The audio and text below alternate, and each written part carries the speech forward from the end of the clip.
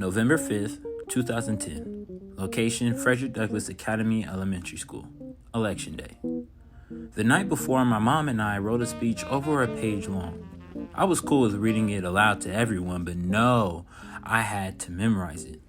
She wasn't asking, but telling a 7-year-old kid to memorize a speech, only to present it in less than 12 hours. It was the least I could do. After all, she had created miniature flags with wooden popsicle sticks and a sheet of paper with my face and slogan, "Cy is the guy." The name has never worn off. Not only that, but my mom, being the principal of another school, the teachers that she was over had created large posters endorsing me for president. Yes, I had endorsements in the 3rd grade. And only to think, none of this almost happened. I gave my speech on the 5th of November, and it was perfect, just like the 600 times we had practiced the night before. As I left the stage, I congratulated all my opponents on their speeches, as I was the last one. The fiercest of them all, I congratulated Cyrus. Afterwards, we lined up in our classroom lines to go inside the building. When we got inside, I asked my teacher, Miss Toussaint, if I could go to the nurse's office because my head was hurting. She accepted and told me to take my backpack with me.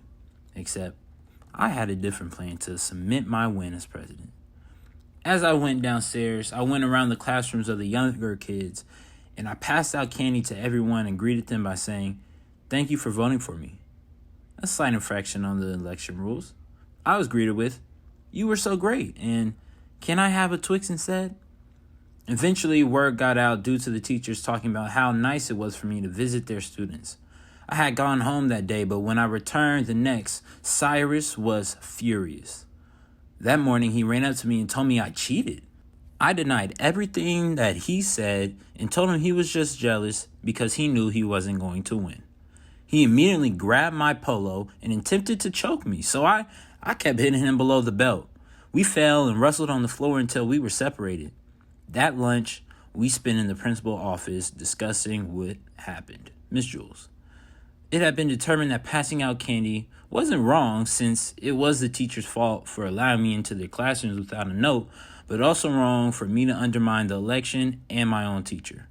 She then shared her thoughts of us fighting even though Cyrus started it, and we both had been given 2-day trash pickup along with 50 standards. At the end of those 2 days, we were both given an apology to the entire school for what we did. The entire school. This was going to ruin my reputation. Reluctantly, I agreed, and I finished the rest of my lunch. Wednesday, boring. Thursday, even more boring. On Friday, we both gave the school an apology in the morning, and this time, it was unscripted. In the morning announcements, Principal Cole said that the winner would be announced in the school's newsletter we get at the end of the day. We always got newsletters every Friday. That day felt like a year. But when I received a copy of the newsletter, I nearly lost my mind.